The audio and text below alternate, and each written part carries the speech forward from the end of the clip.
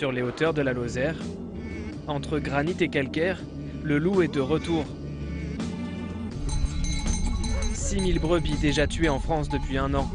En Lozère, comme sur une bonne partie du sud-est de la France, la grogne s'empare des éleveurs. Alain Bertrand, sénateur de la Lozère, a entendu la détresse des agriculteurs. Depuis 1979, le loup est protégé par une convention européenne. En mai dernier, en France, un plan loup national est mis en place pour tenter de réconcilier pro et anti-loup. Objectif : surveiller la colonisation et indemniser les éleveurs touchés. Dans chaque département, c'est l'Office national de la chasse qui est chargé de recenser les individus. Ça y est, t'as trouvé une coulée intéressante? Ça y est, là on est sur une... Les agents installent un piège photo à 2 pas d'une pâture, passage obligé du loup. C'est le système de radar et qui déclenche automatiquement au passage dès qu'il détecte un mouvement.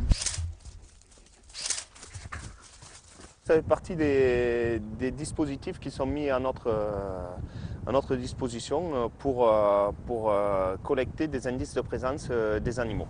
Confirmation faite, le loup est en Lozère. Pour l'instant, jamais plus d'un individu sur les photos, car l'animal est difficile à apercevoir, comme sur ces rares images amateurs. Le plan loup, pas assez convaincant pour Alain Bertrand.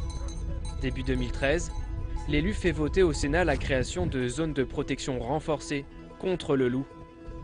Dans les fermes de Lozère, sur le Cosméjean, on n'endort plus la nuit depuis quelques mois. Jean-Luc a déjà perdu 3 brebis. L'an dernier, on en a eu une juste là, au fond de cette montagne-là. Et il a été vu d'ailleurs, le loup, par une dame qui chassait. Sur le département, le dernier loup tué, c'était en 1956. Alors depuis cette date, les éleveurs qui se sont installés n'avaient pas imaginé son retour. C'est un endroit assez sec, le Cos, où les brebis mangent plutôt la nuit. En journée, elles ne mangent pas vraiment. Et cette bête nous emmerde la nuit, voilà.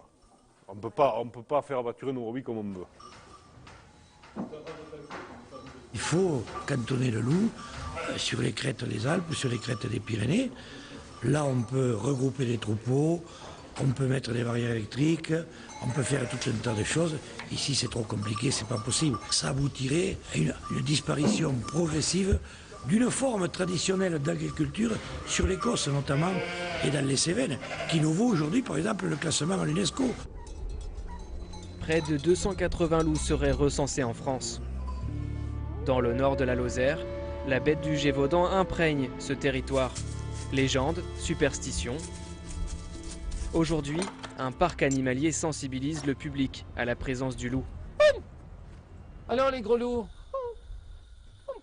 Sylvain est le spécialiste des loups en Lozère. Il s'occupe de 98 canidés en captivité.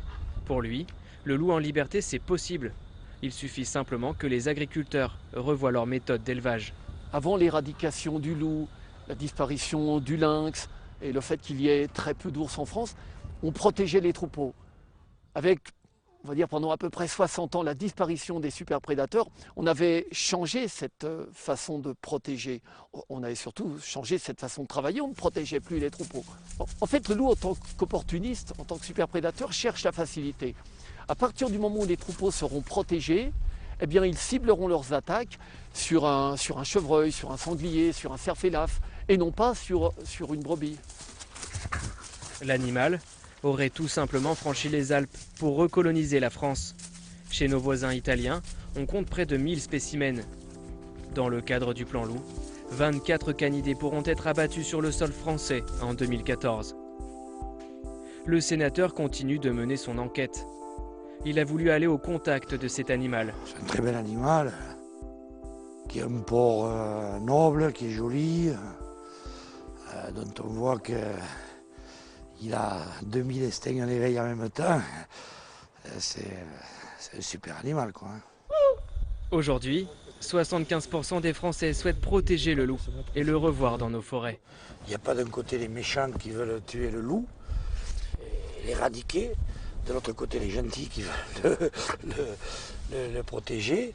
Je le redis, le loup a sa place sur certains territoires français bien délimités, bien particulier. En tant qu'éleveur de loups et en tant que passionné de l'animal, je ne peux pas voir autrement qu'espérer qu'on puisse avoir des loups en liberté sur notre sol, même dans des régions où il n'y en a pas encore. Hein. Il faut que l'espèce vive en liberté là où elle peut vivre sur le territoire national. Alors, éradication, pour moi, c'est tout le territoire national. Voilà, c'est ça la principale différence. Bon, le jour où je serai capable de faire pareil avec des loups sauvages, il n'y aura plus de problème avec les éleveurs. Mais on n'en est pas là. On n'en est pas encore là. Un véritable casse-tête. L'an passé, sur l'ensemble du territoire français, le loup a coûté à l'État 8 millions d'euros pour financer les protections et 2 millions pour indemniser les éleveurs.